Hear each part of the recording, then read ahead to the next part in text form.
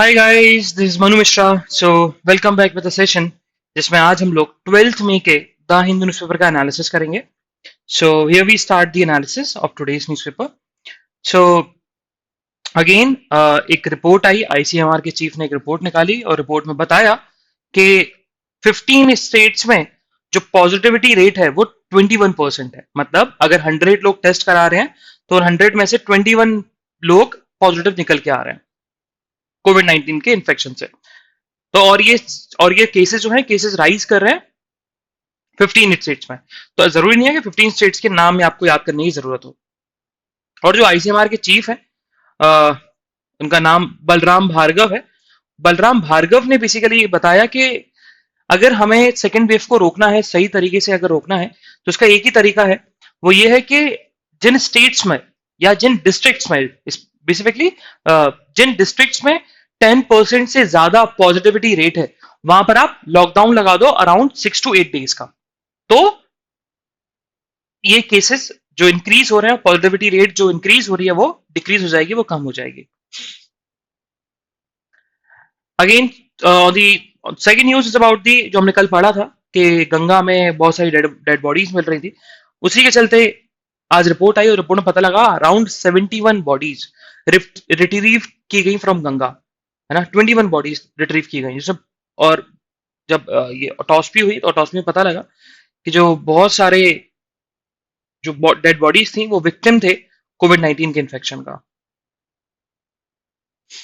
Moving further, so again international news के बारे में आ गया। इंटरनेशनल न्यूज में क्या हुआ, इसराइल ने गाजा स्ट्रिप, हमने पढ़ा था गाजा स्ट्रिप, ठीक है। तो गाजा स्ट्रिप जो कि इसराइल के ईस्ट साइड में एक छोटी सी स्ट्रिप है, ईस्ट साइड में है, वहां पर इसराइल ने अटैक किया, एयर स्ट्राइक करी, जिसके चलते 26 लोगों की डेथ हो गई।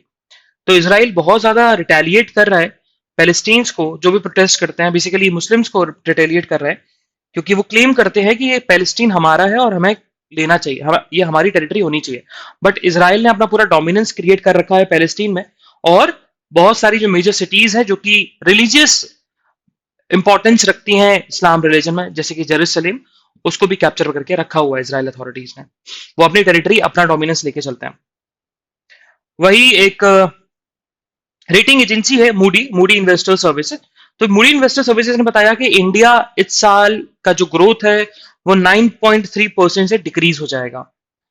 अब डिक्रीज क्यों होगा, उसका रीजन उन्होंने बताया मूडी इन्वेस्टर सर्विसेज ने, कि सेकेंड वेव का, जो सेकेंड वेव आई, क्योंकि सेकेंड वेव बहुत बुरा इंपैक्ट पड़ा इंडिया के ऊपर। बाकी अदर नेशन के ऊपर इतना सेकेंड वेव का इतना इंपैक्ट नहीं पड़ा, वहीं हम इंडिया की बात करें तो इंडिया में बहुत बुरा इंपैक्ट पड़ा।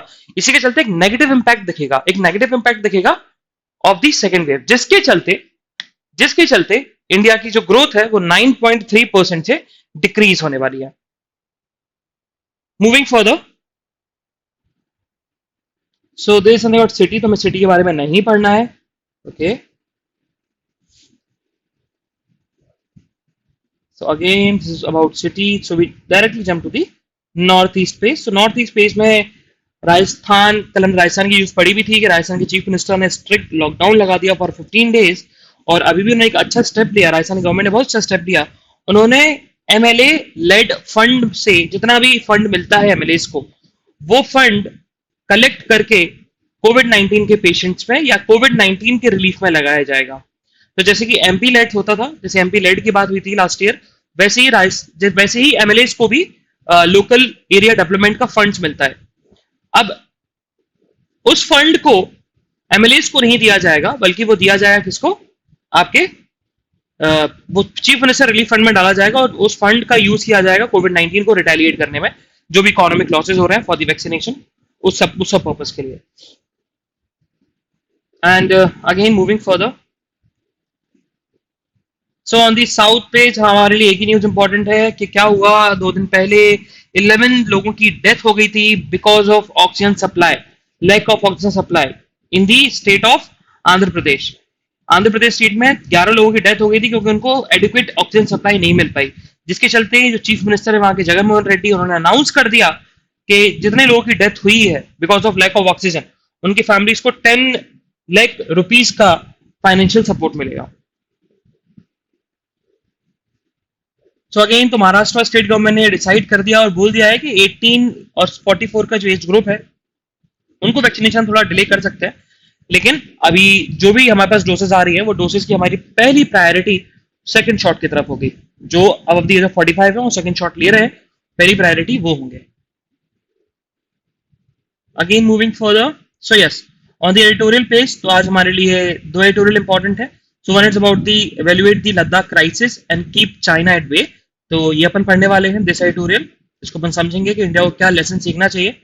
And this one is about losing trust, जो नेपाल हमने कल पढ़ा भी था कि नेपाल में नो कॉन्फिडेंस मोशन पास हुआ। नो कॉन्फिडेंस मोशन में जो people Sharma Oli existing prime minister है वो मेजोरिटी प्रूफ नहीं कर पाए, तो जिसके चलते उनको अब रिजाइन करना पड़ेगा और हमें असेंबली लग जाएगी और फिर से इलेक्शन हो गया, नई चीफ मिनिस्टर अपॉइंट हो गया आएंगे। तो इसके बारे में बताया गया, तो just read it on your own. ये बहुत सिंपल सा एडिटोरियल है and the main important editorial जो हम डिस्कस करने वाले हैं it's about not all crisis are opportunity for reforms. तो अपन इसको डिस्कस करेंगे, इसका ओवरव्यू लेंगे, ठीक है। जो भी हमारे लिए इंपॉर्टेंट पॉइंट्स निकलेंगे इस एडिटोरियल से अपन उसको डिस्कस करने वाला है। So the first editorial it's about the valuate the Ladakh crisis and keep China at bay. तो सबसे पहले ऑथर ने लिखा कि जब हम एक साल पहले की बात करते हैं तो एक साल पहले यही इंसिडेंट हुआ था। चाइना ने हमारे बॉर्डर्स को कैप्चर कर लिया था और बॉर्डर इश्यू बहुत ज्यादा हुए थे, बहुत ज्यादा बॉर्डर इश्यूज हुए थे। अब इंडिया ने क्या किया, इंडिया ने बहुत सारी चीजें करी और देखा जाए तो बहुत सारी स्ट्रेटेजी अपनाई, लेकिन वो स्ट्रेटेजी सही तरीके से सक्सेसफुल नहीं हो पाई। अब इंडिया जब हम स्ट्रेटेजीज की बात करते हैं तो दो तरह की स्ट्रेटेजीज होती हैं, एक होती है डेटरिंग स्ट्रेटेजी, एक होती है डिनाइल स्ट्रेटेजी। सो ऑथर ने बेसिकली स्ट्रेटेजी के ऊपर डिस्कस किया पूरा एडिटोरियल। तो हम स्ट्रेटेजी को समझेंगे कि इंडिया को कैसे काउंटर करना चाहिए चाइना को अगर उन्हें पीस बना के रखना है। तो सबसे पहले हम बात करते हैं स्ट्रेटेजी की, डेटरेंट स्ट्रेटेजी और डिनाइल स्ट्रेटेजी। डेटरेंट का मतलब होता है कि आप डरा धमका के उसको भगा दो। इंडिया ने सबसे पहले इसी स्ट्रेटेजी का काम किया। जब चाइना कैप्चर करने वाला था, जब चाइना बेसिकली एंटर करने वाला था इंडिया की टेरिटरी में, तो इंडिया के बहुत बड़े बड़े मेजर लीडर्स और इंडिया के बहुत बड़े बड़े आर्मी चीफ तक ने ये बोल दिया था कि आप जो भी हमारे टेरिटरी में घुसेगा उनको हम रिटेलिएट, हम उनके ऊपर डायरेक्ट एक्शन लेंगे। ये डेटरेंट स्ट्रेटेजी है जिसमें आप अपना गुस्सा दिखाते हो, आप डायरेक्टली अटैक करते हो। लेकिन चाइना एंटर हुआ, चाइना ने इंडिया की टेरिटरी पे कैप्चर भी किया, अपना डोमिनेंस भी क्रिएट किया, अपने टेंट्स भी लगा दिए। लेकिन आपने डेटरेंट स्ट्रेटेजी को अपनाया जरूर था, लेकिन आपने उसको एप्लीकेबल नहीं किया। किसी ने भी कोई अटैक नहीं किया। एक तरीके से फिर आगे चलकर बात रुकी, कोई लड़ाई झगड़े नहीं हुआ। लड़ाई झगड़े में सबका नुकसान होता है और डेटरेंट स्ट्रेटेजी का सही तरीके से इंडिया ने यूज भी नहीं किया। तो इंडिया की जो क्रेडिबिलिटी है वो इंडिया की क्रेडिबिलिटी भी थोड़ी बहुत चली गई, क्योंकि इंडिया ने पहले बोला कि हम स्टेट एक्शन लेंगे, फिर स्टेट एक्शन नहीं लिया। अब आती है डिनाइल स्ट्रेटेजी, और इंडिया ने डिनाइल स्ट्रेटेजी ली। अब डिनाइल स्ट्रेटेजी जो बताया ऑथर ने, डिनाइल स्ट्रेटेजी का मतलब होता है कि आप मना कर दो, आप उनके अगेंस्ट को ऐसा एक्शन ले लो कि वो आपके टेरिटरी में एंटर ना करें। अब डिनाइल स्ट्रेटेजी को इंडिया ने कैसे यूज किया? डिनाइल स्ट्रेटेजी को यूज किया क्योंकि जब हम इंडिया की बात करते हैं तो इंडिया ने बहुत सारे टिकटॉक को बैन कर दिया, आपके आपके तुम्हारा टिकटॉक को बैन किया, बहुत सारे उनके आर्मी ऑफिसर्स को मारा, पीएलए के आर्मी ऑफिसर्स को मारा। इंडिया के भी थोड़े बहुत शहीद हुए, लेकिन उनकी भी डेथ हुई। और बहुत सारे ऐप्स को बंद कर दिया, ट्रेड बंद कर दिया। लेकिन इन सारी चीजों से चाइना को फर्क नहीं पड़ता, क्योंकि चाइना मटेरियल थिंग्स को कभी भी मायने नहीं रखता। लेकिन हाँ, उनके लिए पॉलिटिकल कॉस्ट बहुत ज्यादा नुकसानदेह हो सकता है, उनके लिए पॉलिटिकल कॉस्ट बहुत ज्यादा इंपॉर्टेंस रखता है। और इंडिया ने वही अपनाया बाद में, डिनाइल पॉलिसी। डिनाइल का मतलब होता है कि आप मना करो, तो आप मना करोगे तो शायद चाइना ना रुके। लेकिन अगर सारी कंट्रीज और इंटरनेशनल कम्युनिटी सब मिलकर चाइना को क्रिटिसाइज करें इस स्टेप को लेकर, तो चाइना के ऊपर प्रेशर पड़ेगा और चाइना को फिर एट द एंड क्या करना पड़ा, एक तरीके डिसएंगेजमेंट करना पड़ा। बिकॉज क्योंकि बहुत सारे इंटरनेशनल कंट्रीज का प्रेशर था, इंटरनेशनल कम्युनिटीज का प्रेशर था, इसलिए। अब जैसे कि चाइना का है, तो चाइना कभी भी नहीं चाहे, कोई भी ऐसी कंट्री नहीं चाहेगी जो भी उसका नेबरिंग कंट्री हो, जिसके साथ हम बॉर्डर शेयर करते हो, उसके साथ हम दुश्मनी रखें। और उस कंट्री के साथ बहुत बड़ी बड़ी मेजर कंट्रीज के साथ में खड़ी हो, उसका फेवर कर रही हो, और वही मेजर कंट्रीज आपके अगेंस्ट में खड़ी हो, जो आपकी दुश्मन भी हो सकती हैं, अब आप जो आपके काउंटर पार्ट भी हो सकती हैं। तो ये चीजें आप नहीं चाहोगे। तो सेम गोज विद चाइना। तो चाइना को मटेरियल कॉस्ट से फर्क नहीं पड़ता, आप उसमें टिकटॉक बैन कर दो, आप उनके एप्स बैन कर दो, उनको कोई फर्क नहीं पड़ने वाला। ट्रेड बंद करो, उनको कोई फर्क नहीं पड़ने वाला, क्योंकि इंडिया ऐसी उनकी बहुत सारी कंट्रीज है। लेकिन फर्क पड़ेगा अगर आप उनको पॉलिटिक्स में थोड़ा सा नीचे दिखाओगे, पॉलिटिकल नीचे दिखाओगे, इंटरनेशनल कम्युनिटीज में उनकी गलती दिखाओगे। और वही इंडिया ने किया, और जिसके चलते फिर फाइनली बॉर्डर्स पर डिसएंगेजमेंट हुए। अब चाइना का एक और मोटिव था कि चाइना का सिंपल सा मोटिव था कि इंडिया को इंडिया जो डोमिनेंस क्रिएट कर रहा है इंडियन ओशन में, वो डोमिनेंस को खत्म करना है। और उसी डोमिनेंस को खत्म करने के लिए चाइना ने उनको बॉर्डर एरिया पे परेशान किया, लैंड पे परेशान किया। तो जिससे इंडिया का पूरा फोकस बॉर्डर एरिया पे चला गया और इंडियन ओशन पे इतना उन्होंने ध्यान नहीं दिया। जिसके चलते श्रीलंका जो चाइना है, चाइना ने बहुत ज्यादा उसका फायदा उठाया और बहुत बड़ी बड़ी जो कंट्रीज है इंडियन ओशन में, वहां पर अपना डोमिनेंस क्रिएट करने की कोशिश करी। तो एक और जो लेसन मिलता है सीखने को, वो ये है कि चाहे बॉर्डर पे कैसा भी इशू हो, इंडिया कभी भी जो मैरीटाइम इंफ्रास्ट्रक्चर हो रहा है, मैरीटाइम डेवलपमेंट हो रहा है, उसको कभी ना रोके, गवर्नमेंट कभी ना रोके, चाहे कितने भी क्राइसिस हो। क्योंकि अभी जो चाइना है, शायद आगे चल के कोई एक और कंट्री आ जाए और वो भी इंडियन ओशन में इंडिया का डोमिनेंस खत्म करना चाहे। तो इंडिया को ये 3 लेसन सीखने चाहिए। पहला, कि डेटरेंस की पॉलिसी ना अपनाए, डेटरेंस स्ट्रेटेजी ना अपनाए, डिनाइल की स्ट्रेटेजी अपनाए।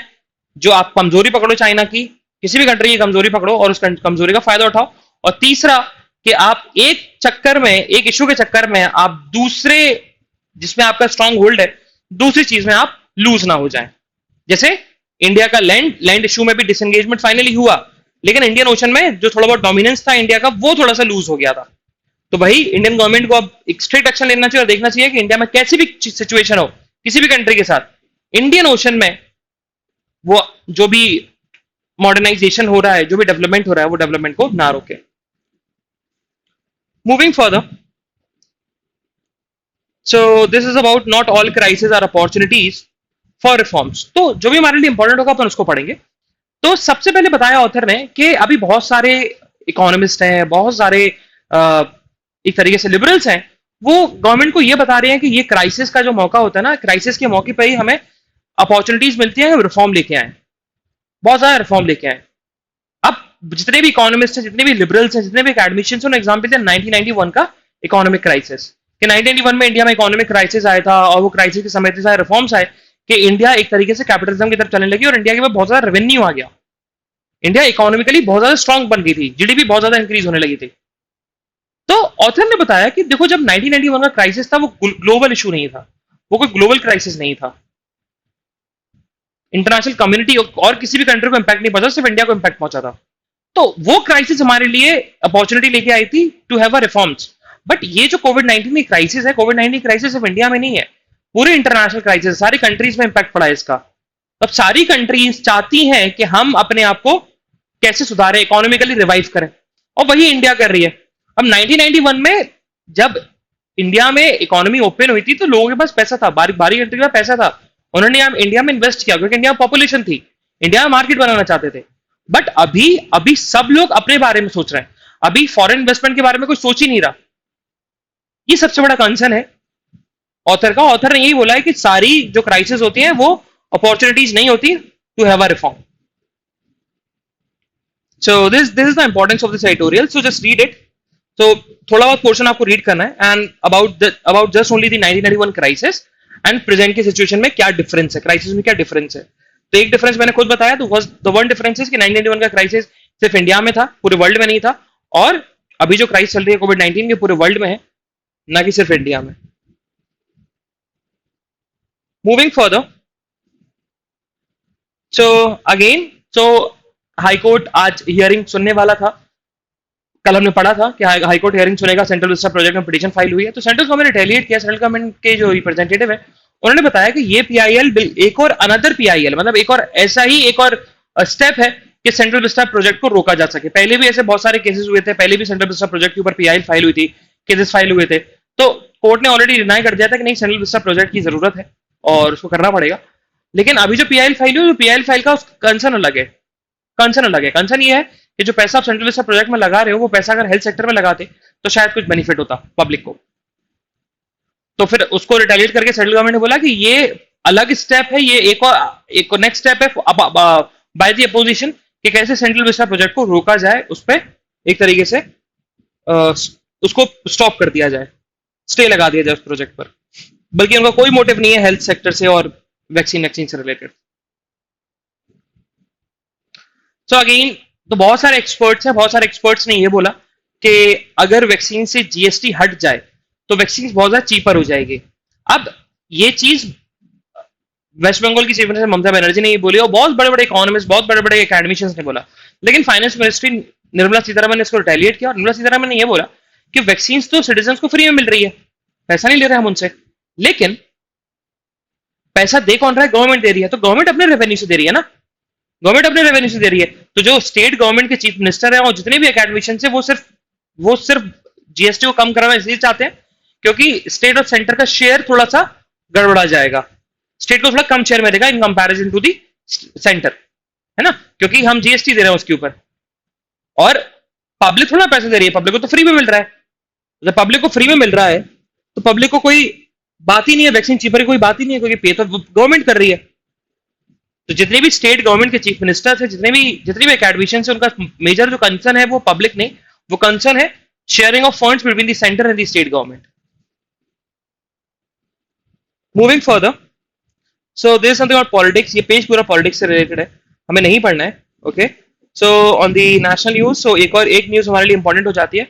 डीआरडीओ ने डॉक्टर रेड्डी लैब के साथ, फार्मास्यूटिकल कंपनी के साथ मिलकर एक ड्रग बनाया और उस ड्रग का नाम है D deoxy D glucose drug. और ये जो ड्रग है ये बेसिकली यूज होता है टू क्योर दी कैंसर। तो अभी जो डीजीसीआई है, drug controller general of India, उसने ऑथराइज कर दिया उस ड्रग को कि आप कोविड 19 के पेशेंट्स के ऊपर इसमें आप इसको दे सकते हैं, जिस पेशेंट को भी थोड़ा ऑक्सीजन की कमी है या फिर उसको कोविड 19 के सिम्टम्स दिख रहे हैं, तो ये आप उसको ड्रग्स दे सकते हो। सबसे बड़ा मेन कंसर्न जो है, वो मेन कंसर्न और बहुत सारे जो कंसर्न रेज हो रहे हैं वो ये है कि अभी तक ट्रायल नहीं हुआ, अभी तक कोई प्रूफ नहीं हुआ कि ये ड्रग कोविड 19 के पेशेंट्स में वर्क करेगा कि नहीं करेगा। और उसके बाद भी आपने इमरजेंसी यूज का ऑथराइजेशन दे दिया। तो उसके ऊपर बहुत बड़ा इशू है, शायद पब्लिक ट्रस्ट ना करे, क्योंकि पहले आप तो प्रूफ करके दिखाना पड़ेगा ह्यूमन ट्रायल्स में कि इसका कोई नेगेटिव इंपैक्ट तो नहीं है, या फिर ये कोविड 19 को क्योर करती भी है कि नहीं करती है। Moving further, so we directly move to the world news. सो वर्ल्ड न्यूज में क्या है? It's very important news, interesting news about China. तो चाइना में 1961 से लोएस्ट रेट आया है, सबसे लोएस्ट रेट आया है और पॉपुलेशन ग्रोथ का, सबसे लोएस्ट रेट आया पॉपुलेशन ग्रोथ का। डेटा बताया गया कि 1961 में अराउंड 14 से 13 मिलियन बेबीज ने बॉर्न हुए थे 1961 में। लेकिन अब हम बात करते हैं इस ईयर की, in the year 2020, in the year of 2020 around 12 million babies ने बॉर्न लिया। तो ये बहुत डेकेड्स के बाद, अराउंड 50 इयर्स के बाद इंडिया, चाइना में, नॉट इंडिया, चाइना में पॉपुलेशन ग्रोथ अपने लोएस्ट रेट पर है। और ऐसे स्पेकुलेशन भी है कि अराउंड 2030 तक इंडिया ओवरटेक भी कर लेगा चाइना को। 2025 तक इंडिया ओवरटेक कर लेगा चाइना को in terms of population. Moving further, so yes, तो अभी पाकिस्तान के जो प्राइम मिनिस्टर है इमरान खान अभी सऊदी अरेबिया गए थे, 2 दिन तक वहीं रहे और फाइनली फिर सऊदी अरेबिया ने उनको हेल्प करी और $123 मिलियन अनाउंस कर दिया एड हेल्प के लिए टू द पाकिस्तान। अगेन, तो ऑन द बिजनेस न्यूज में आज हमारे लिए कुछ इंपॉर्टेंट नहीं है, रीजन बीइंग क्योंकि it's totally about the central government, totally about the private companies and the public companies, जो और उसकी न्यूज हमारे लिए इंपॉर्टेंट नहीं होती है। And same goes with the sports. तो स्पोर्ट्स में भी ऐसा कुछ इंपॉर्टेंट न्यूज नहीं है जो हमारे लिए, हमारे कॉम्पिटेटिव एग्जाम के लिए पर्सपेक्टिव से इंपॉर्टेंट हो। So this the analysis of today's newspaper. So will meet tomorrow with some exciting news and some exciting current affairs. तब तक के लिए bye bye, have fun and enjoy your day.